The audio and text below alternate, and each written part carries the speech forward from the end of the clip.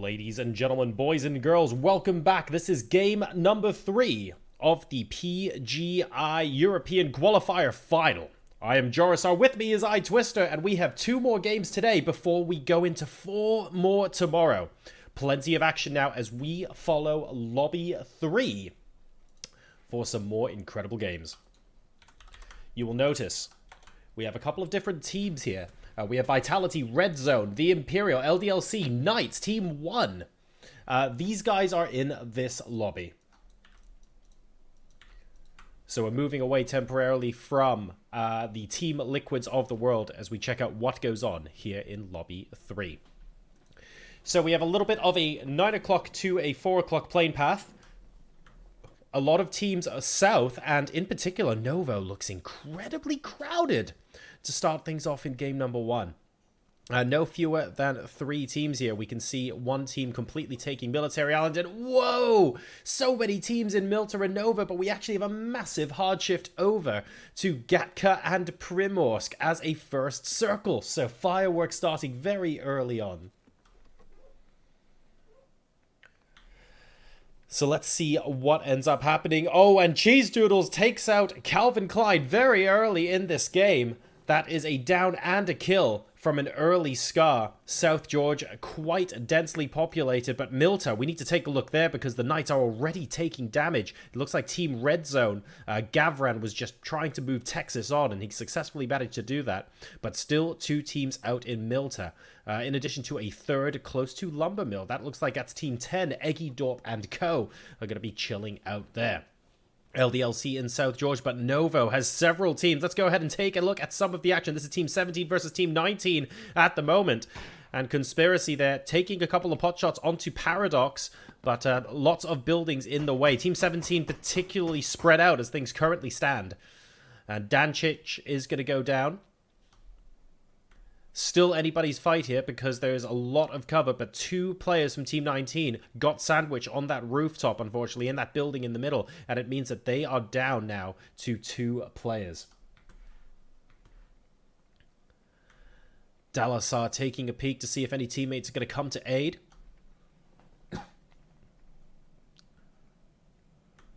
Doesn't look like it as things currently stand.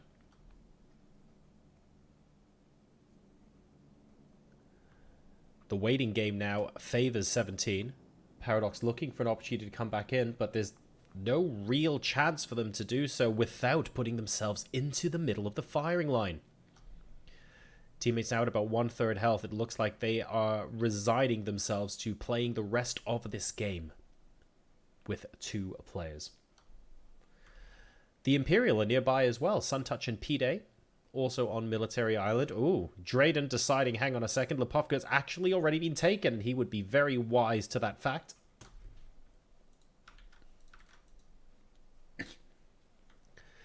Penta, in the meantime, chilling out in the middle of Pachinki. Novo is still going to explode eventually. This is alternate attacks. We are watching Kai God right now, who looks like he downed, oh dear, shot off a bike, and that is Spoof. Gone down as well from Team 13, so alternate attack starting the game off with an early kill.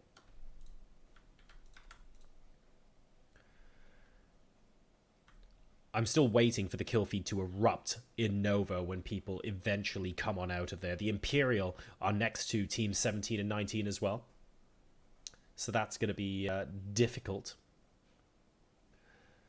Team 19 are the team that are most far in. M24 just going to be chilling out. My god, crates are good now, aren't they? Making them significantly more worthwhile to go and grab. And it looks like we have a very early vehicle coming down here. Who is that coming to pick up the crate? Stopping nearby.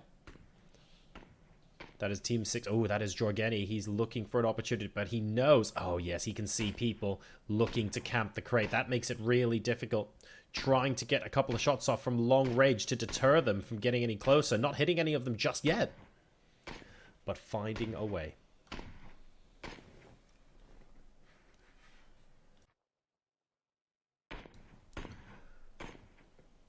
He doesn't need to kill them, remember. He just needs to stop them from getting to the crate. And to be honest, that's enough dissuasion. So this crate is going to remain unlooted for at least a little while. In the meantime, back in Milta? Tomica? No, hang on a second. To the west of Milta, we have Celis here. Shooting a pair of people in an adjacent compound. I think they're going to be leaving right now, though. That is Team 14. There we go. Vamos a la playa is going to Vamos indeed. As he gets out of Red Zone Celis' sights. Jorgeni, I think, is driven away from the crate now. I do not believe that crate has been looted yet. The covers are still very much firmly on that bad boy. And military base is starting to see some movement. The Imperial slowly starting to move out towards us. Team 19 now down to 2 people, of course. Haven't quite exited the crates yet. Neither have 17, but they are in the process of moving away and looking for a vehicle. The circle is going to be closing in 5 seconds' time, so they have to be thinking about this relatively soon. A lot of compounds, though, in this first circle. You'll notice that there aren't too many teams that are massively rushing to get there early on, because if push came to shove, ideally you don't really want to be in loads of different buildings in South George, but you could be. That's the point. A lot of different compounds that people can be in. Maybe if it shifts south towards Gatka and Quarry, we can see teams parking out elsewhere. But we have Primorsk, we have South George, we have Hospital, we have all the Gatka compounds, and we have Pachinki in the next circle. So there's no shortage of accommodation just yet.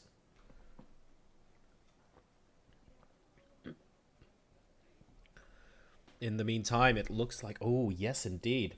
Oh, yes. Odense Esport might actually grab the crate there. I think they will. So, moving in after the rest of the fight is complete. We have some bridge camping going on here. Very interesting. Froz taking a lot of damage now. And with this micro Uzi, he is not in the best place to return fire, unfortunately. Team Red Zone getting caught out a little bit under the bridge. Now, he is on his own. The rest of Team Red Zone are not here right now, but they have to get here quickly if they want to provide support. Team 20 finding it incredibly difficult. Now, that's Invictus Aquilas. They've got Red Zone completely and utterly pinned down. Very little that Red Zone can do here. Froz just has to stay put. But the wide flanks are coming in. Skinny Love with the Mini 14. Looking for the shots to connect. Gets one. Froz is going to have to heal up, but he looks like he manages to get into this compound just about safely. He will have to med up now. And with the micro Uzi so deadly at close range, it could be a little bit tricky for Invictus Aquilas to actually move out into his position. They need to be very wary. Froz hasn't shot back yet, remember, so they might not 100% know what guns he has available to him. They are collapsing on his position now, though. They know that they probably have a numbers advantage, but have they got the guns advantage at close range? Skinny Love with an AK, certainly making a case in point. Spotting him there. An instant headshot from the AK. That was beautiful. Almost a quick flick. Didn't have to flick very far, but he did have to react extremely quickly, and that is Froz down. Team Red Zone are down a player.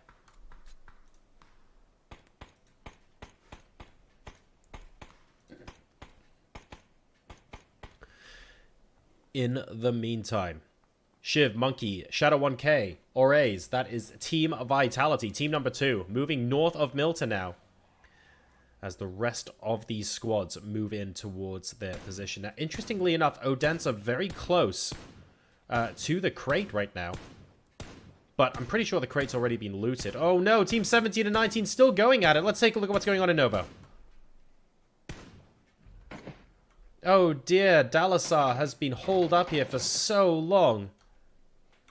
Down to a 1v1, 17 and 19. This is not great for either team. They still have to find a way to get into the circle, remember. They are now fighting in the blue. The stakes are as high as they can get. But whichever team wins this fight will not be in pole position to win the game outright. I can tell you that much. Paradox now. The rest of his team are down. Don't forget they got sandwiched very early on. 2 of their members got annihilated early on in their Novo looting life.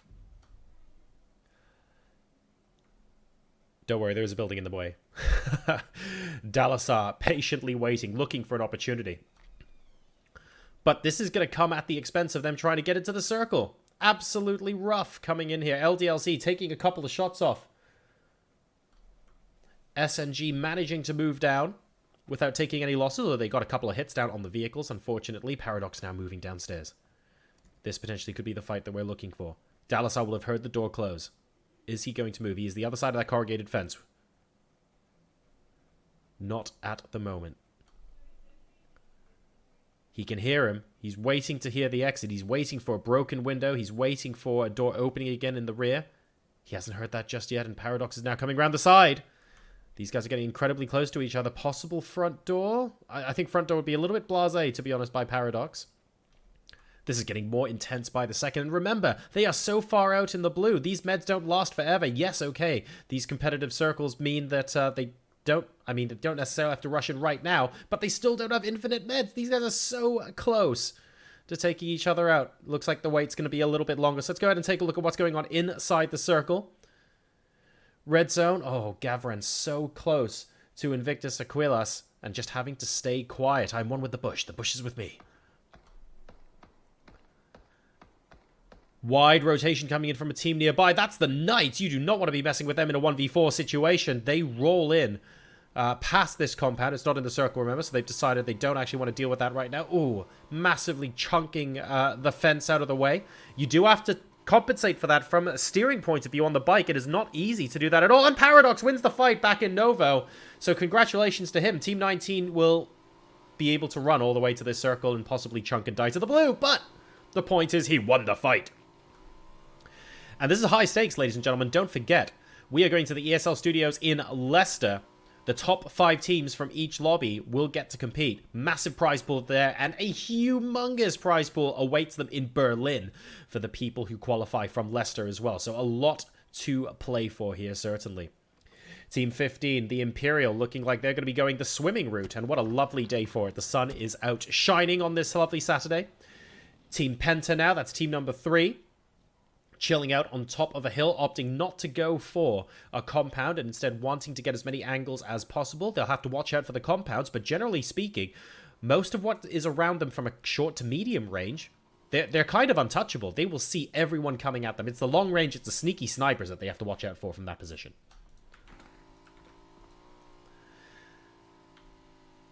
Sidon now making his way across the map.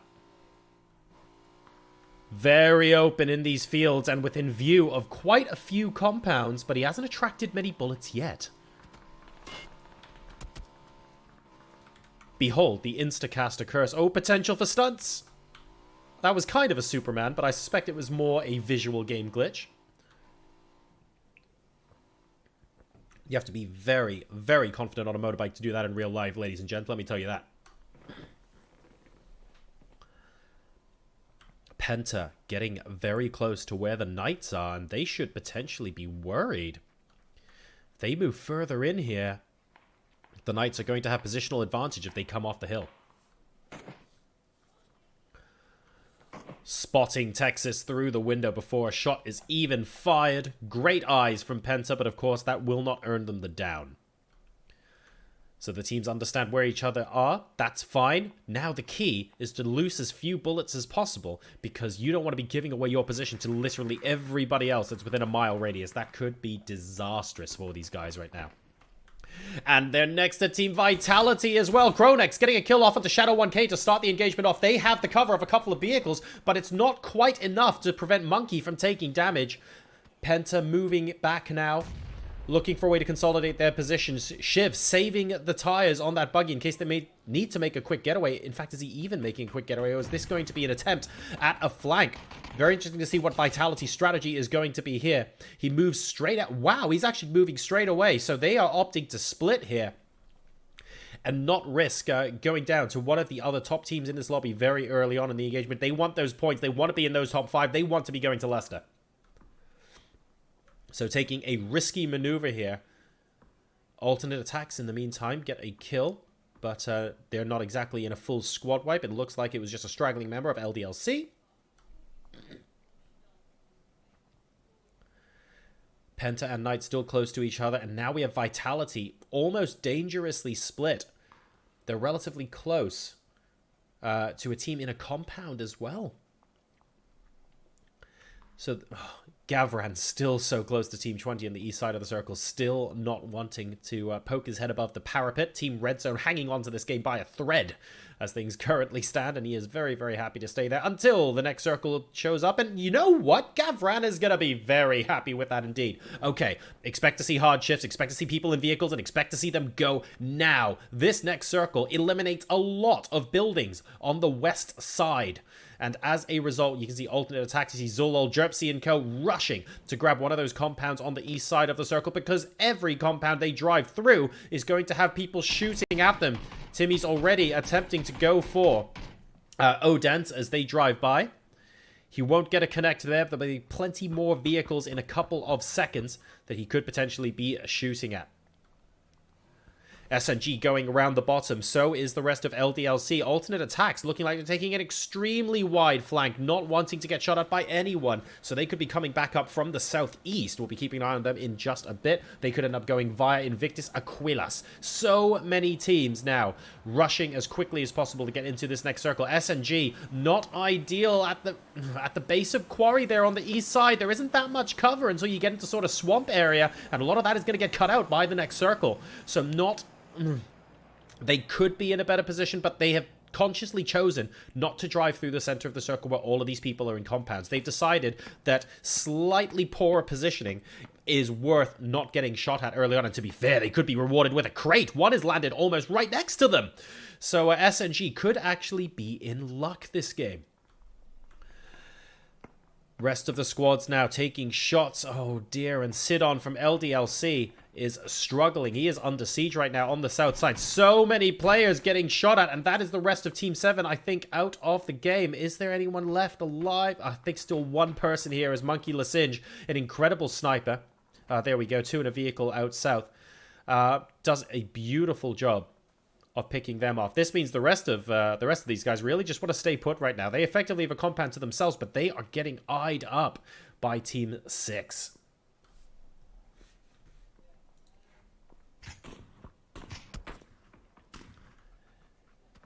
Timmy's and co, in the meantime, doing a pretty good job of just chilling out and seeing as many teams as possible with their wide range of vision. Remember, they are on top of a hill, which means that approaching them is difficult, but sniping at them from range could be quite easy. Well, for these guys who are so skillful, that is. And as a result, they do have to be wary. There's every opportunity that one headshot later, you're going to have to chuck all your smokes, and all of a sudden you've got nothing left for the end game. So it's important to keep yourself safe in these sort of positions.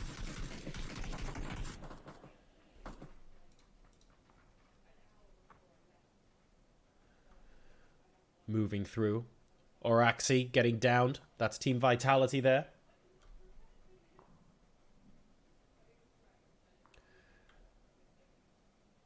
Being very, very sneaky indeed are Odense. Incredibly sneaky there. Chilling out by the bush, not wanting to get disturbed by the Imperial. Incredibly risky strategy, but also ideal, because if he manages to stay quiet, the Imperial end up being his human shield.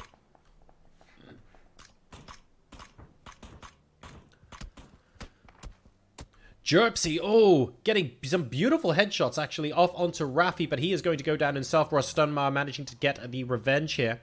Looking for a possible additional snipe. He is carrying the M4 with the 6x scope, getting shot at by somewhere else, though. He's going to have to move back towards the UAZ and use that as cover alongside Fake, his teammate.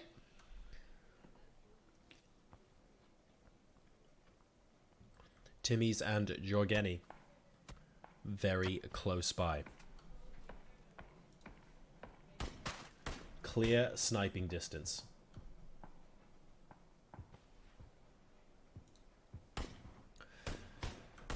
Jorgeni looking for the kill, not quite able to get it. This is Team Finstack, ladies and gentlemen.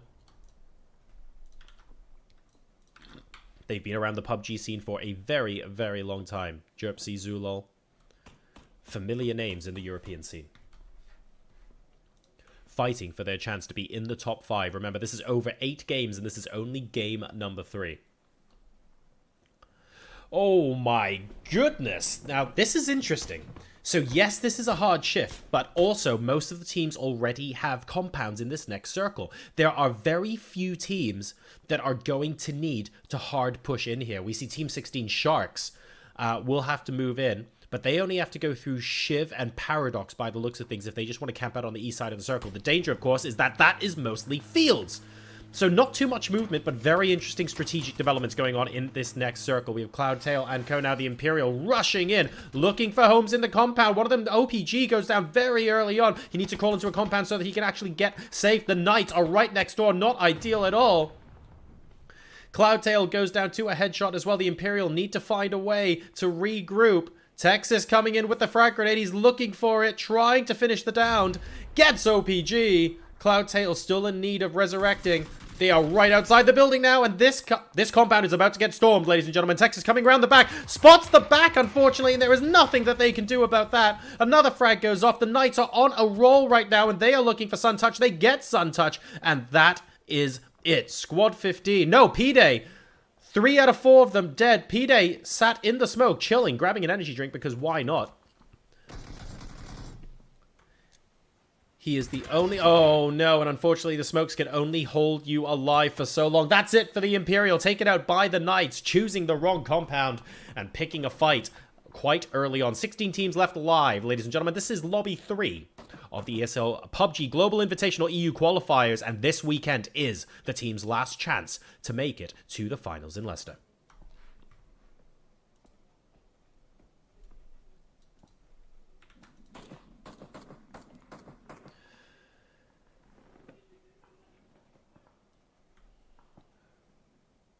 The squad's relatively evenly spaced out at the moment. S&G getting another return kill. I think they've been fighting against alternate attacks on and off for most of the game, to be honest. Frost is going to be able to get resurrected. That's not a problem at all. They are inside a compound that is also inside the next circle. So you can see a couple of isolated incidents here and there. Like the Imperial Knights. Oh, hang on a second. Another one here as Mikas gets dangerously close to S&G. Just gets spotted on the left-hand side, and he's not actually paying attention to his left flank right now because the rest of S&G are coming around the side. He gets taken down. That's Tauzera managing to finish him off, and Rustunmar all of a sudden out back wondering what on earth just went on. Mikas got sandwiched effectively from 3 sides there, and Rustunmar is going to have to pull out the heroics if he wants to get out of this position alive. You can see in the distance there is Finstack watching intently, waiting for an opportunity to pounce and grab a couple of additional kills.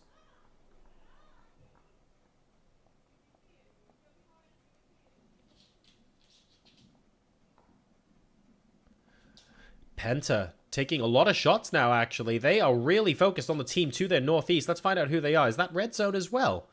Let's see. Who are Penta shooting at, Twister? Let's go ahead and take a look at them. So they are... Oh, no. It's actually Sharks who have moved on top of the hill there. So Breaksco and Cup of Magic, we're taking a lot of shots at them just now. They know exactly where they are. I wonder if we're going to see the other 2 members of Penta attempt a flank here. If they go down the right-hand side, they risk getting put into the crosshairs of Knights, though. So this could be a frustrating situation where Penta know exactly what they have to do, but they don't want to accidentally fight against someone else in the meantime. Paradox! Oh, Paradox, Vamos player getting taking him out, rather.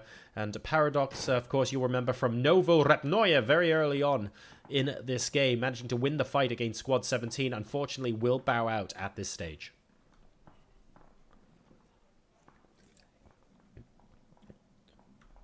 Now, this next circle is relatively central and quite donutty, but does cut out all the compounds in the north side. So that mainly affects Egidor and Co., Squad 10, who are going to have to put down a lot of smokes to move through here, but Monkey Lasinge and Team Vitality are very close by. It's only a single member, and do they realize this?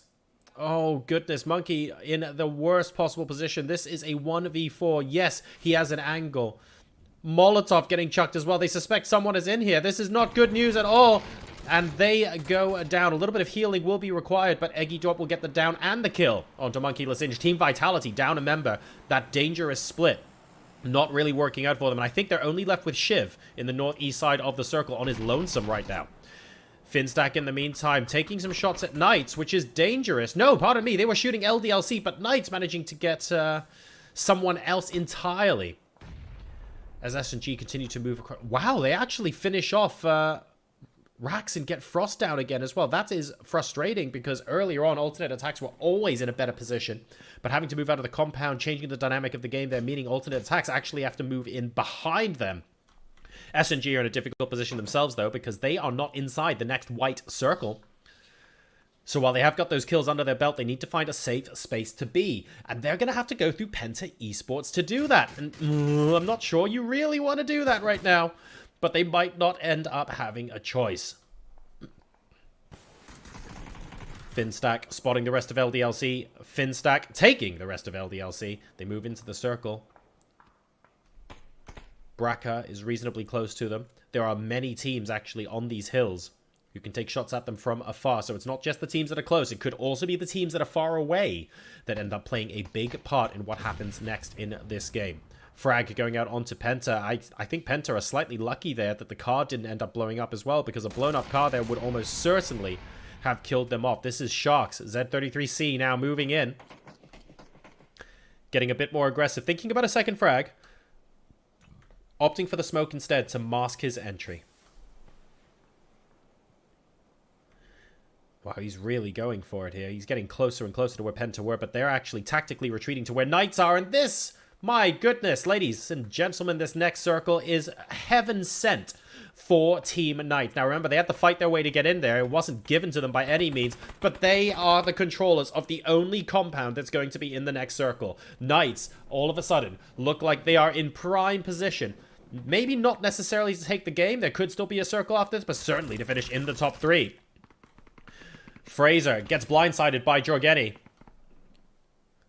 Goes down without much of a fight. Rest of the team not really that close. Unable to provide support at the moment. And to be honest, they've got bigger things to worry about as the circle now closes in. Everything is getting pincered in on this compound that Knights have. And there are plenty of teams that they're effectively using as a buffer. Odense is going to have to move. Their survival game has been fantastic, but they need to rotate south. And Penta might see them, and SNG might see them. Penta are doing such a good job of gatekeeping this part of the circle. We also have Team 16 up here. Sharks gatekeeping Team 7. Here they go, into the firing line. Braca goes down, just one person left. GC 005. 005 gets taken down as well from some clean shots from the SLR of Nubia66. And that'll be that. The policing continues as Sharks tries to stop people from getting into the circle.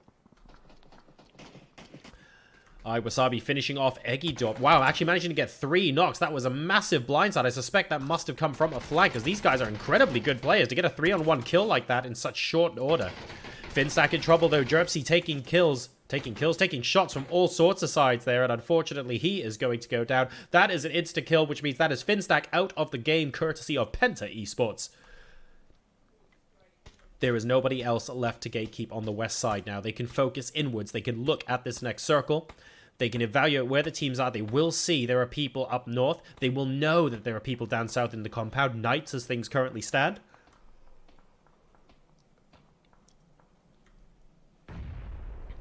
And if we can maybe have a little bit of circle luck for Penta, we get to see everyone rushing up a hill against them next. Obviously, Knights are hoping that it stays on the compound and people will have to rush in. A potentially great frag there next to Sharks.